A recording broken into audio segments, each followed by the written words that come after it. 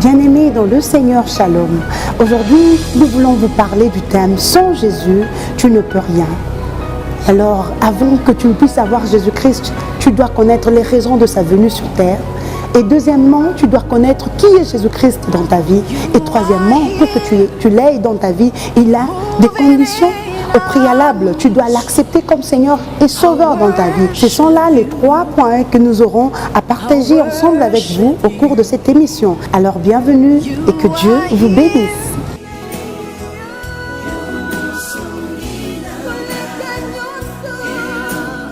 Bien-aimés dans le Seigneur, Shalom. Au commencement était la parole était avec Dieu et la parole était Dieu. Au commencement, elle était avec Dieu. Toutes choses ont été faites par elle et rien de ce qui a été fait n'a pas été fait sans elle. La parole que nous vous prononçons ce soir, c'est celle du Seigneur Jésus-Christ, le Sauveur de l'humanité, le Seigneur de Seigneurs, le rocher des âges, l'abri des délaissés, le pain de vie, la source de la vie, dont toi et moi nous avons besoin comme Sauveur, comme Seigneur. Alors pour commencer notre enseignement, nous allons nous incliner en prière. Recommandons ce temps entre les saintes mains du Seigneur. Prions. Éternel Dieu, nous te bénissons. Je te rends gloire et honneur, ô Dieu de toute grâce. Père éternel, je m'en vais te recommander ce temps. Qu'il te plaise, ô éternel, de m'utiliser comme un instrument de ta gloire, comme un canal de ta bénédiction, un canal de ta vie. En ce moment, Saint-Esprit de Dieu, sans toi, je ne peux rien. Je te dédie, ô Dieu de toute grâce, nos téléspectateurs qui vont nous écouter, que cette parole puisse trouver un terre fertile qui est leur cœur. Et quand elles l'entendront, éternel Dieu des armées, qu'ils puissent le mettre en pratique pour la gloire de ton si grand nom, le nom au-dessus de tout le nom de Jésus-Christ. Ainsi nous avons dit, prié et nous disons Amen. Bien-aimés, nous poursuivons avec notre enseignement qui a comme thème « Sans Jésus-Christ, tu ne peux rien faire ». Sans Jésus-Christ, tu ne peux rien faire. La fois passée, nous avons eu à décortiquer, parmi les 3 points, nous avons à décortiquer 3 points. Nous avons dit la nécessité de la venue de Jésus-Christ sur terre et qui est Jésus-Christ. Et le troisième point que nous allons exploiter aujourd'hui, comment recevoir Jésus-Christ dans ta vie comme Sauveur, comme Seigneur. Alors notre enseignement a comme soubassement l'épître de Jean, de l'apôtre Jean, au 15e chapitre, au 5e verset. Jésus-Christ dit, « Je suis le cep, vous êtes le sarment. Celui qui demeure en moi et en qui je demeure porte beaucoup de fruits. Sans moi, vous ne pouvez rien faire. Sans moi, vous ne pouvez rien faire. » Analysons un peu ce verset. « Je suis le cep. Et vous, vous êtes le sarment. » Qu'est-ce que c'est le cep? Le cep, nous voyons, le cep, c'est la partie inférieure, donc le pied de la plante que nous appelons vigne. La vigne, c'est un arbrisseau. C'est l'arbre qui produit le vin. Et cette vigne, pour qu'elle soit nourrie, il faut qu'elle ait une partie inférieure qui s'attache aux racines. Et cette partie inférieure qui s'attache aux racines, c'est ce qu'on appelle cep. Et les sarments, ce sont des branches de la vigne. Comme c'est un arbrisseau, c'est donc comme le feuillage des petites branches de cette vigne. Pour dire quoi? Jésus-Christ est en train de dire quoi? Que les branches, les sarments que nous sommes, sans le cep, sans la partie inférieure de cet arbrisseau qui s'attache aux racines, ces sarments ne peuvent pas vivre.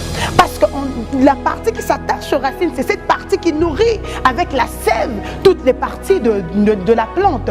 Pour dire quoi? Si il n'y a pas de cep, il n'y aura pas aussi le contact avec les racines. Et quand il n'y a pas les racines, la plante se meurt. La plante ne va pas produire de fruits. La plante va sécher. Nous sommes Jésus-Christ.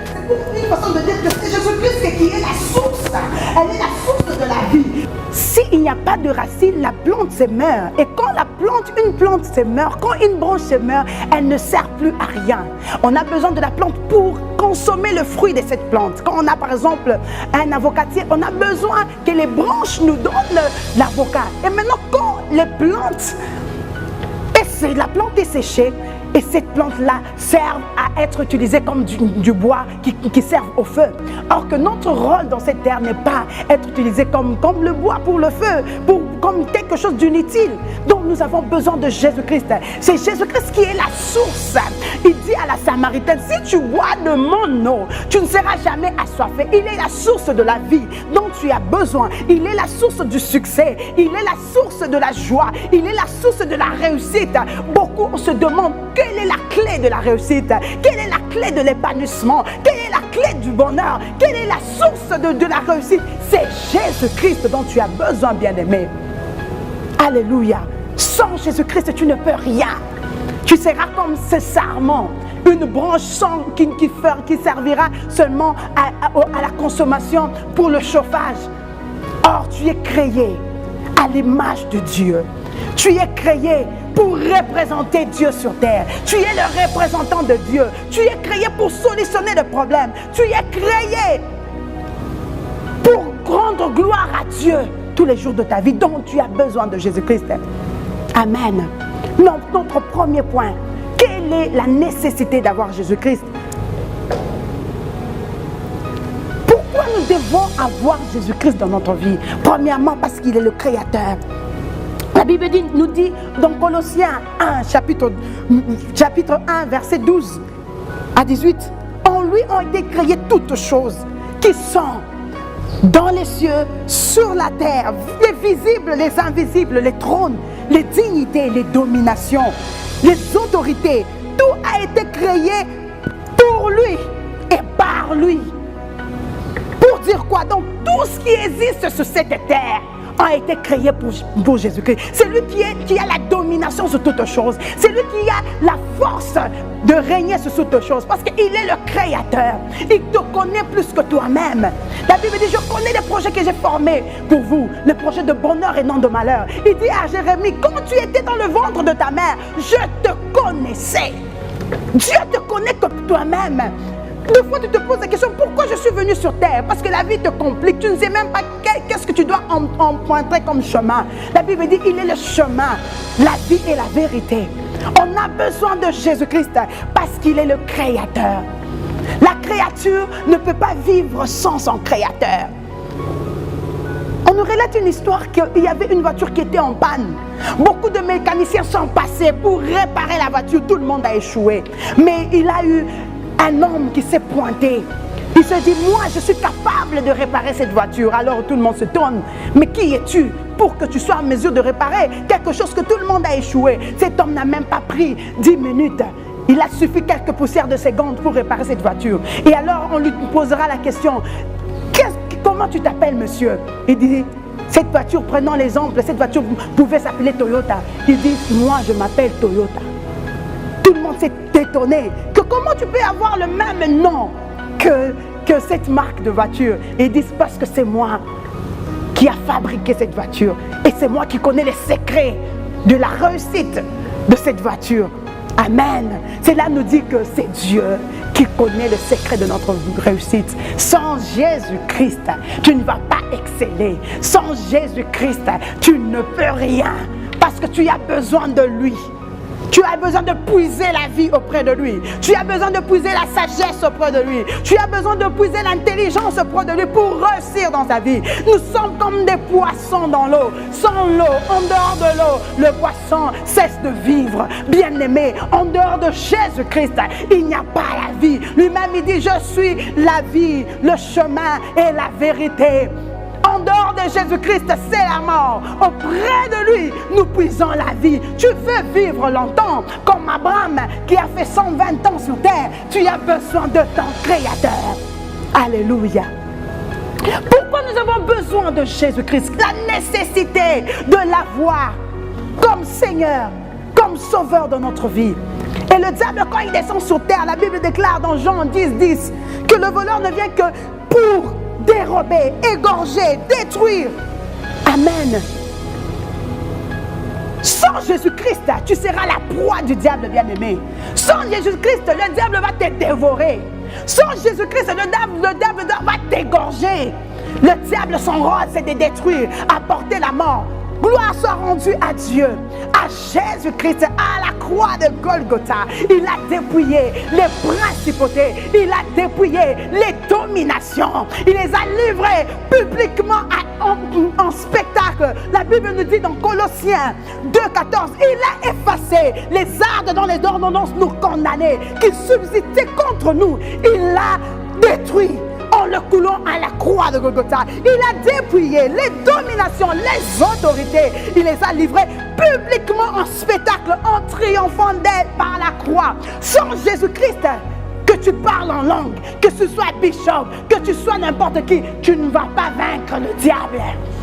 Tu n'as pas la capacité de vaincre le diable. Mais le seul nom au devant de qui tout genou fléchit, c'est le nom de Jésus-Christ. La Bible nous dit, il a reçu le nom au-dessus de tout le nom, devant lequel tout genou fléchit et toute langue confesse qu'il est Seigneur. Devant Jésus-Christ, les démons confessent qu'il est Seigneur. Devant Jésus-Christ, le diable lui-même s'incline parce que c'est lui le Créateur.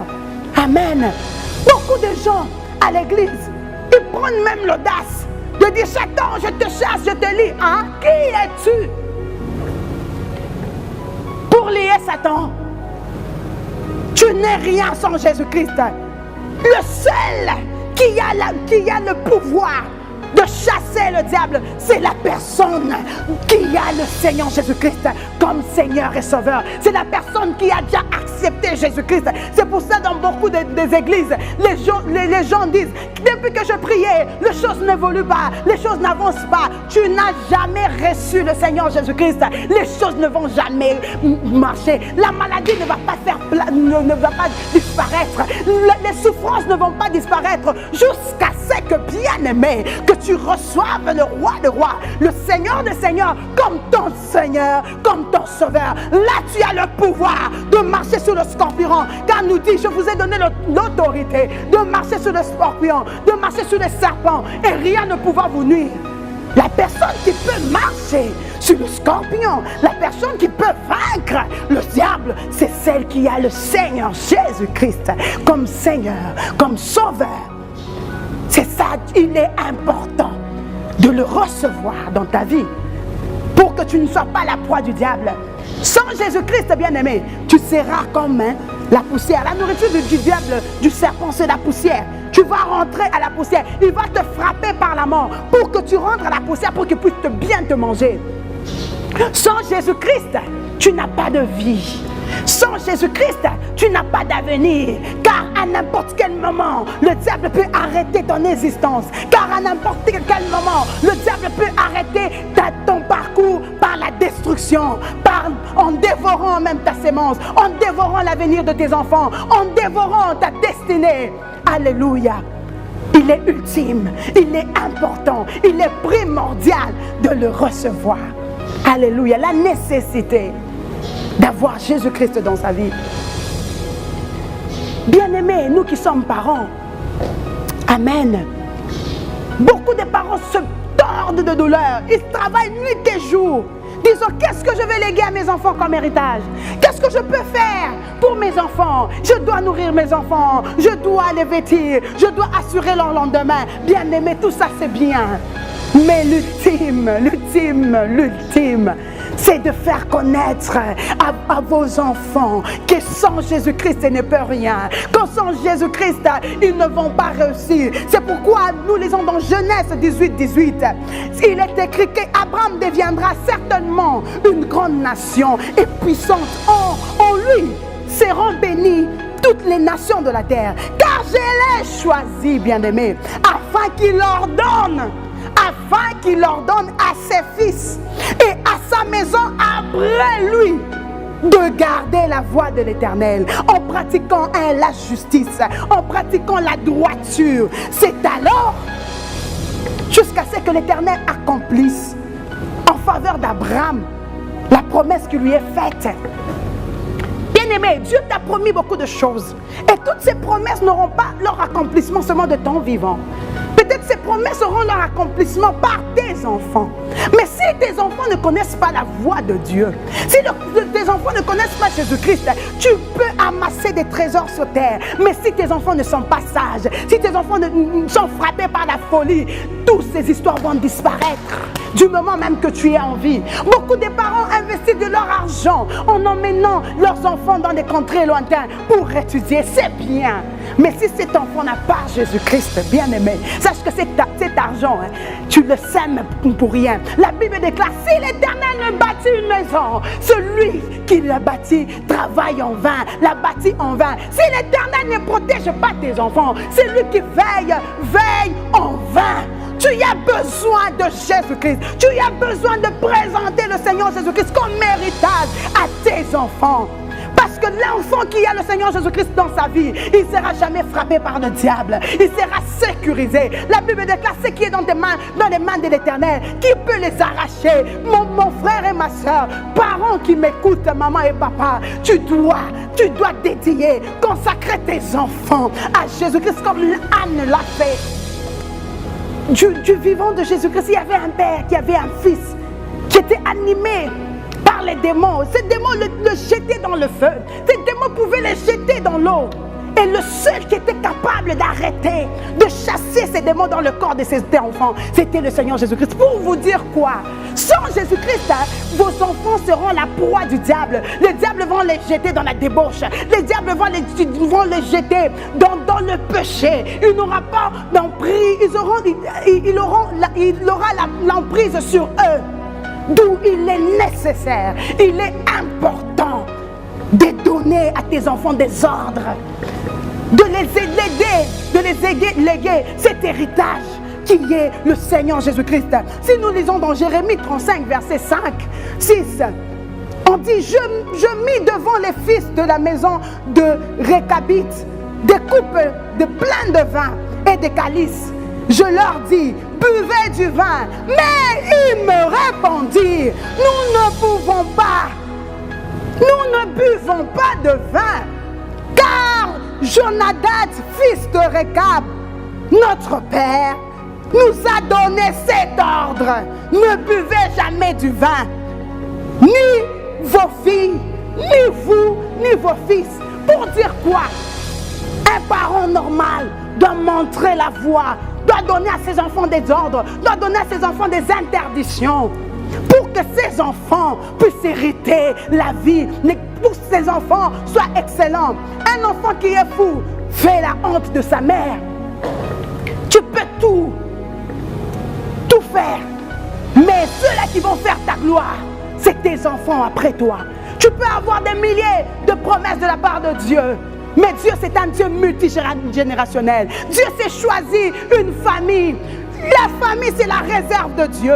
La famille, c'est le champ de Dieu, où Dieu place des ministres de Dieu, où Dieu place des rois, où Dieu place des pasteurs. Mais si toi, tu ne veilles pas sur ta famille, bien-aimé, si tu ne montres pas à ta famille la voie qui doit suivre, Dieu te donne, tu auras à rendre compte à Dieu des enfants qu'il t'a donnés. Car la Bible déclare, les enfants c'est l'héritage de l'Éternel. Ils ne t'appartiennent pas, ils appartiennent au roi de rois, car c'est son héritage. C'est dans les enfants que Dieu déverse sa gloire. Alléluia. C'est l'héritage par excellence. N'oublie jamais de présenter Jésus-Christ à tes enfants. La richesse du monde passera, mais Dieu a besoin que nous puissions nous amasser un trésor éternel dans les cieux. Alléluia. Présenter à tes enfants Jésus-Christ, c'est leur communiquer la sagesse, c'est leur communiquer l'intelligence, c'est leur communiquer la joie dont ils ont besoin pour la continuité de votre lignée. Que Dieu vous bénisse. Et alors nous passons à un autre point. L'as-tu déjà reçu? Bien-aimé, toi qui as déjà fait 20 ans, tu te dis chrétien, tu es apôtre, tu es musicien, tu es enfant du pasteur, tu es même l'épouse du pasteur. As-tu déjà reçu le Seigneur Jésus-Christ comme ton Seigneur, comme ton Sauveur? La Bible nous déclare dans 2 Jean, chapitre 5, verset 11. Et voici le témoignage, c'est que Dieu nous a donné la vie éternelle et que cette vie est dans le Fils. Celui qui a le Fils de Dieu a la vie. Celui qui n'a pas le Fils n'a pas la vie. Amen. Tu pries, depuis que tu priais, tu dis les choses ne marchent pas. Ça ne va jamais marcher, comme je te le dis tout à l'heure. Si tu n'as pas la vie qui est Jésus-Christ, si tu ne l'as jamais invité dans ta vie, il n'entrera pas. Dieu n'est pas un dictateur. La Bible déclare, je mets au-devant de toi deux chemins. Il te dit, mais choisis la vie par excellence. C'est Jésus-Christ. Il faut que tu l'ouvres la porte de ton cœur en l'acceptant, en l'invitant dans ta vie. Nous allons prendre Actes 10, où on nous parle de Corneille, qui fut un Romain. Corneille, on dit que c'était un homme de bien, un homme pieux. Il trouvait grâce aux yeux de Dieu. Dieu a dit, j'ai écouté ta prière. Mais sa prière ne suffisait pas. Être pieux, ça ne suffit pas. Être un homme de bien, ça ne suffit pas. Mais Dieu a tout fait. Il a été chercher Pierre pour le salut de Corneille. Pierre est entré vers Corneille. Il a présenté, il a parlé de Jésus-Christ à Corneille. Il a poussé Corneille à accepter le Seigneur Jésus-Christ, à croire au Seigneur Jésus-Christ. Et là maintenant, Corneille ne pouvait plus être appelé non seulement romain, mais il pouvait être appelé chrétien. Être chrétien, ce n'est pas aller à l'église. Être chrétien, ce n'est pas prier. Être chrétien, ce n'est pas, je ne sais pas, avoir seulement des bonnes œuvres. Ça ne suffit pas. Être chrétien, c'est avoir reçu le Seigneur Jésus-Christ comme Seigneur et Sauveur. Tu y as passé beaucoup de temps. Si tous les fils des pasteurs, si tous les mamans pasteurs se sont retrouvés, on les a mariés par un homme de Dieu, mais aucun jour tu te rappelles avoir donné ta vie à Christ, comment les choses vont marcher? Tu seras une porte par où le diable va entrer pour s'aimer. Des discordes dans l'église, dans le ministère. Tu es un enfant du pasteur. Tu es né à l'église. Tu es né dans le ministère. Aucun jour, tu as 20 ans, tu as 15 ans, aucun jour, tu te rappelles avoir donné ta vie à Jésus-Christ. Jésus-Christ te donne l'opportunité aujourd'hui de te réconcilier avec lui. Ce soir, en l'acceptant comme Seigneur et Sauveur, là, tu peux être maintenant héritier du promesse. Tu dis, Seigneur, tu as dit, Seigneur, ce n'est pas tout le monde qui doit réclamer à Dieu l'accomplissement de ses promesses. C'est ses enfants. Tu es enfant de Dieu du moment où tu te réconcilies avec le Père en acceptant le Seigneur Jésus-Christ dans ta vie. Quand tu ne l'as pas encore reçu, tu n'as pas droit à l'héritage. La Bible, tout ce qui est écrit comme héritage, tu n'as pas droit à cet héritage. Tu peux beau prier, mais quand tu n'as pas Jésus-Christ dans ta vie, tu n'auras pas l'héritage. Dieu n'est pas ton Père. Alléluia. Parce que la Bible dit, il n'y a qu'un seul médiateur entre Dieu et les hommes, c'est Jésus-Christ. Sans passer par Jésus-Christ, tu ne peux pas atteindre Dieu. Alléluia. L'as-tu déjà reçu? Alléluia. C'est pour ça que Dieu dit qu'il est la vie, le chemin dont tu as besoin. Amen. Dis, car Dieu a tant aimé le monde qu'il a donné son Fils unique, afin que quiconque croit en lui ne périsse pas, mais qu'il ait la vie éternelle. Amen. Tu as besoin de lui. Il s'est livré pour toi. Et tu vas me demander, Maman Joël, comment je peux recevoir Jésus-Christ dans ma vie? Le premier point, comment tu peux recevoir Jésus-Christ dans ta vie? Alléluia. Tu dois reconnaître ta nature pécheresse. Tu dois reconnaître que sans Jésus-Christ, tu ne peux rien. Tu dois te réconcilier avec lui. C'est pour cela Dieu avait envoyé Jean-Baptiste. Le message de Jean-Baptiste était « Répandez-vous ». Et après que Jésus-Christ ait quitté le désert, sa première parole qui est sortie de sa bouche, il a dit « Répandez-vous ». Le premier étape pour accepter accepter Jésus-Christ, tu dois te repentir, bien-aimé. Tu dois prendre la décision d'abandonner le mal. Tu dois prendre la décision de renoncer le mal. Tu dois regretter sur ta vie passée. Pour toi, mentir, c'est normal. Pour toi, voler, c'est normal. Pour toi, l'impudicité, c'est normal. Il y a de ceux qui ne passent jamais leur temps à la maison. À 22 heures, il y a comme une force qui les attire pour aller passer leur temps dans la boîte de nuit. Oh, bien-aimé, tu dois regretter cette vie. Tu dois prendre la décision d'abandonner le mal. Il nous est écrit dans Proverbe 28, celui qui cache ses transgressions ne prospère pas, mais celui qui les avoue et les délaisse et les abandonne, il obtient miséricorde. Comment tu vas obtenir miséricorde devant Dieu? Quand tu prends la décision d'abandonner le mal. C'est ça même la repentance.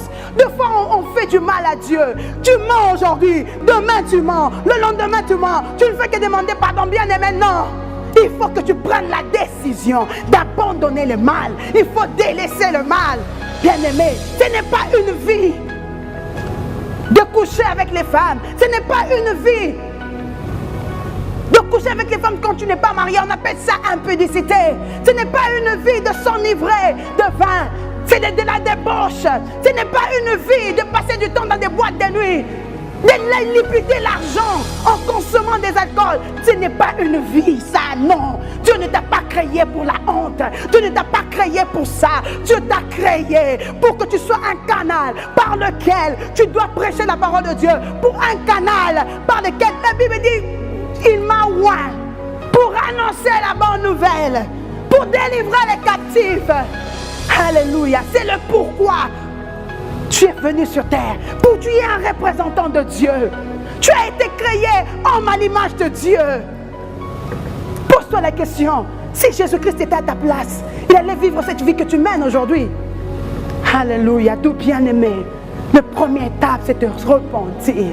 C'est prendre la décision de te débarrasser du vieil homme afin que de revêtir un homme nouveau après avoir reçu Jésus-Christ comme ton Seigneur. La Bible déclare dans 1 Jean chapitre 1 verset 9, si nous confessons nos péchés, il est fidèle et juste de nous pardonner et de nous laver de toute iniquité.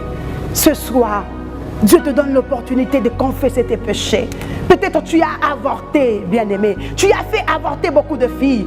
Jadis, tu étais entré dans les maisons des féticheurs. Tu étais entré dans les maisons des sorciers pour te procurer la protection. La protection véritable, c'est le Seigneur Jésus-Christ. Le diable va te donner avec la main droite. Il t'arrache tout avec la main gauche. Tu as hypothéqué ton avenir. Tu as hypothéqué l'avenir de tes enfants au diable. La Bible dit, je suis le Dieu qui punit l'iniquité des pères jusqu'à la 4e génération de ceux-là qui me haïssent. Mais ce jour, tu es capable de te réconcilier avec Jésus-Christ. Il a dit, quand nous confessons nos péchés, il est fidèle et juste de nous pardonner. Il est capable de te pardonner. Bien-aimé, la repentance te conduit à un changement de vie. Quand tu dois te repentir, tu dois renoncer à la vie passée. La repentance t'amène le changement de vie, le changement d'esprit. D'où tu dois te repentir, bien-aimé, de renoncer à ta vie passée. Et là, c'est parmi les premières étapes pour accepter le Seigneur Jésus-Christ. Tu dois regretter, accepter que tu es pécheur. Tu dois te repentir. Et quand tu te repens, c'est une manière d'inviter Jésus-Christ dans ta vie. La deuxième étape pour recevoir Jésus-Christ, c'est croire. Croire au Seigneur Jésus-Christ. Tu dois croire que c'est lui le Dieu véritable. Tu dois croire que c'est lui le salut. Tu dois croire que c'est lui le chemin, la vie, la vérité que tu as besoin.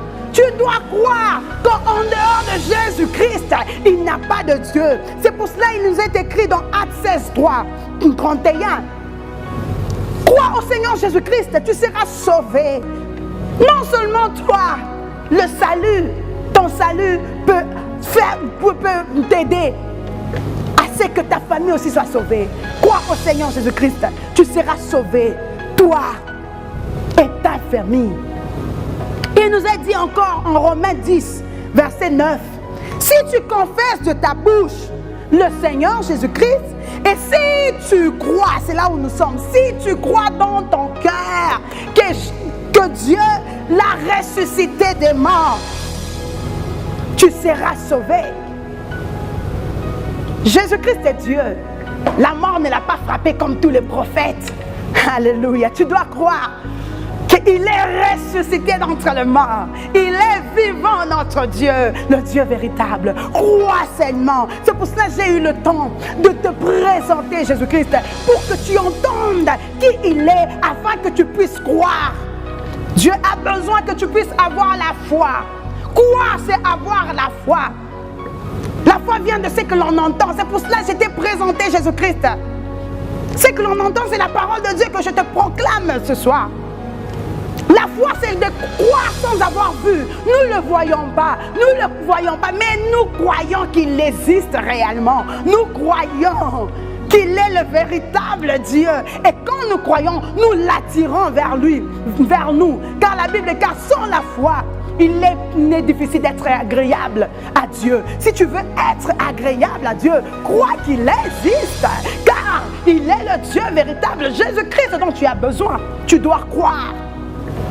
Amen. Sois béni parce que tu crois. Alléluia. Qu'il est le seul dont tu as besoin pour ta réussite. Il est le Dieu véritable. Amen. Le troisième point, tu dois confesser. Que ta bouche s'ouvre. Tu dois confesser. C'est pour ça, en Romains 10, il est écrit, si tu confesses de ta bouche le Seigneur Jésus-Christ, si tu confesses, tu dois parler. On a besoin d'une foi avec les œuvres. La Bible dit qu'ils l'ont vaincu. On a vaincu le Satan des diables par la parole de leur témoignage. Quand tu dis que le Seigneur est ton Dieu, quand tu dis que le Seigneur Jésus-Christ, il est ton sauveur, il est ton Seigneur, le diable fuit, tu le vaincus. Amen, tu dois croire. Alléluia. Car la Bible déclare, car c'est en croyant qu'on parvient à la justice. C'est en confessant de sa bouche, c'est en confessant qu'on parvient au salut. Amen.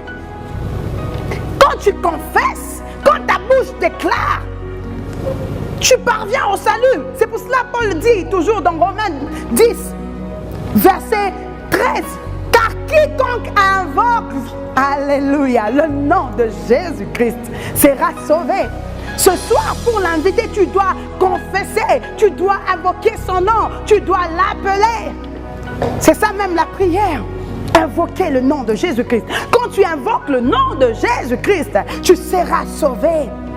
Alléluia. Amen. Le premier étape pour recevoir Jésus-Christ, tu dois te repentir. Deuxième étape, tu dois croire en lui. Qu'il est le Fils de Dieu, qu'il est le Dieu véritable. Troisièmement, il faut que ta bouche croire, ça se passe dans le cœur. Dieu regarde à l'état de ton cœur. Même quand tu te confesses, Dieu ne regarde pas à la bouche qui parle. Dieu regarde à l'état du cœur. Il faut que ton cœur regrette, que tes sentiments regrettent. Il faut que tu pleures dans ton cœur. Et puis deuxièmement, il faut que tu crois au fin fond de ton cœur, que tu crois qu'il est le Seigneur véritable. Troisièmement, après avoir cru, tu dois parler. C'est pour ça que la Bible dit que c'est de l'abondance du cœur que la bouche parle. L'état du cœur révèle même la sincérité des paroles. Or, Dieu ne regarde pas seulement la bouche qui parle, mais Dieu regarde au cœur. Alléluia. Ce soir, pour le recevoir, tu dois confesser, tu dois l'invoquer, tu dois l'appeler. Et là, nous chutons avec notre quatrième point. Quel acte il faut poser pour le recevoir dans ta vie? Nous le recevons. Nous recevons Jésus-Christ en l'invitant personnellement comme Seigneur et Sauveur dans notre vie, en l'invitant, donc en ouvrant la bouche, en confessant, en l'appelant. C'est par la prière qu'on l'invite. C'est par une prière. La Bible dit dans l'Apocalypse, je me tiens à la porte et je frappe. Si quelqu'un m'ouvre, j'entrerai chez lui. Je souperai avec lui et lui avec moi. Il est là, il frappe à ton cœur, bien-aimé. Que tu sois bishop, que tu sois enfant du pasteur, que tu sois, je ne sais pas, un incroyant. Peut-être tu n'as jamais entendu parler de Jésus-Christ. Dieu nous a fait grâce de vous parler de cet homme de Galilée, de vous parler du Seigneur de gloire. Voici le moment où vous devez le recevoir comme Seigneur et Sauveur. Vous devez prier maintenant. Prends l'attitude qu'il te faut, bien-aimé, ensemble avec toi. Nous allons te conduire à accepter, à inviter personnellement le Seigneur Jésus-Christ dans ta vie par cette prière. Nous allons dire: Seigneur Jésus-Christ, j'ai besoin de toi. Merci d'être mort à la croix de Golgotha pour mes péchés. Merci d'avoir porté ma honte, mes péchés à la croix de Golgotha.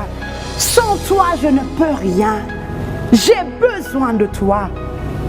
Je t'accepte comme mon Sauveur, comme mon Seigneur. Merci pour le pardon de mes péchés. Merci pour la vie éternelle. Prends le contrôle de ma vie. Guide ma vie. Que ta volonté, Seigneur Jésus, soit faite de ma vie. Sois le maître qui me conduit. Sois le Sauveur qui va me sauver dans toutes les situations de ma vie. C'est au nom de Jésus-Christ que nous avons ainsi prié. Amen. Bien-aimé, je t'acclame, car en ce moment, il y a la joie au ciel. À cause de toi, une âme qui est revenue vers ton Dieu. Amen. Je suis très heureuse parce que le salut est entré dans ta maison. Le salut est entré dans ta maison. Amen. Ne te pose pas la question: est-ce que c'est tout ce qu'il fallait faire? C'est tout, bien-aimé. C'est tout. Tout ce que Dieu va te demander maintenant, c'est d'avoir une vie de communion avec lui. Que cette prière ne se limite pas seulement en ce jour. Si tu veux aller vers le Père, l'intermédiaire, c'est Jésus-Christ. Quand tu prie, prie au nom de Jésus. Dis: mon Dieu, mon roi, présente-lui tous tes besoins. Et à la fin, tu dis: au nom de Jésus-Christ, j'ai prié. Et il va t'écouter. Dieu a besoin après ça que tu aies une vie de communion avec lui. Une vie de communion là où maintenant il va commencer à te parler. Tu te poses la question: comment les autres reçoivent des messages de la part de Dieu? Comment Dieu se révèle aux prophètes? Comment il se révèle aux pasteurs? Il se révèle à eux dans la prière. Quand nous voyons la vie des prophètes dans la Bible, Moïse pouvait passer 40 jours à la montagne. Moïse pouvait passer beaucoup de temps. Peut-être tu n'as pas de temps d'aller à Kawama, mais ta chambre peut être un lieu de prière. Ton salon, la Bible déclare: prier sans cesse. Je peux être là en train de cuisiner. Mon cœur est en train de prier. Tu regardes l'attitude du cœur. Aie du temps de passer dans la présence de Dieu. Tu vas découvrir qui il est réellement. Tu vas le découvrir. Il va se révéler à toi comme ton ami, comme ton papa, comme tout. Il est tout pour nous. Après, ça ne te limite pas seulement à avoir une vie d'intimité dans ta maison. Il faut que tu choisisses une église où tu dois aller te présenter dans une église où tu vas recevoir des cours d'affermissement. Tu dois être affermi. Comme tu es né de nouveau, être né de nouveau, ça ne suffit pas. Il faut que tu sois affermi par la parole de Dieu. Il faut que tu puisses te nourrir de la parole de Dieu pour croître en Jésus-Christ. Après ça, tu dois te faire baptiser. Amen, bien-aimé. Te faire baptiser, c'est renoncer d'une manière officiellement à sa vie passée. On dit qu'on nous baptise, on entre dans l'eau. C'est une façon, c'est une façon de ensevelir l'homme ancien. C'est une manière de le laisser, de l'abandonner et de ressortir en homme nouveau, d'être purifié. C'est une manière d'accepter le Seigneur Jésus-Christ officiellement. Tu dois te faire baptiser. Mais tu te poses toujours la question, dans des églises, il y a la table du Seigneur. Seuls ceux-là qui sont baptisés ont le droit d'approcher à cette table. Quand tu te fais baptiser, tu peux participer à la Sainte Seine. Troisièmement, la Bible dit que sans le Saint-Esprit, nous ne pouvons rien. Jésus-Christ nous dit: moi je m'en vais vers le Père. Je ne vous laisserai pas orphelin. Je vous enverrai le consolateur. Celui qui va vous apprendre toutes choses. Sans le Saint-Esprit, tu ne sauras pas vaincre le péché. Tu ne sauras pas vivre une bonne vie chrétienne, tu as besoin du Saint-Esprit pour produire le fruit de l'Esprit qui est la joie, l'amour, le pardon, la sagesse. On dit qu'il est l'esprit de sagesse, il est l'esprit d'intelligence. Et comment tu vas recevoir le Saint-Esprit? La Bible dit, si un père peut donner du poisson quand son enfant lui demande la pierre, il ne lui donne pas. Quand son enfant lui demande le poisson, il ne lui donne pas la pierre. À combien plus forte raison? Moi, je vous donnerai le Saint-Esprit si vous me le demandez. Il s'agit de demander au Père, d'aspirer à le recevoir. Et le Saint-Esprit va te visiter en priant. C'est pour ça que la prière est vraiment nécessaire. Je te pose la question, comment les autres prient en langue? Ils sont baptisés par le Saint-Esprit. Amen. Alléluia. Quels sont les bénéfices après avoir reçu le Seigneur Jésus-Christ dans ta vie? Premièrement, tes péchés te sont ôtés. Dieu a effacé ta vie passée. Que personne ne te condamne. Parce que celui qui vit maintenant, ce n'est pas toi. C'est Christ qui vit maintenant en toi. Alléluia. Celui qui écoute la parole et qui croit en Jésus-Christ reçoit la vie éternelle.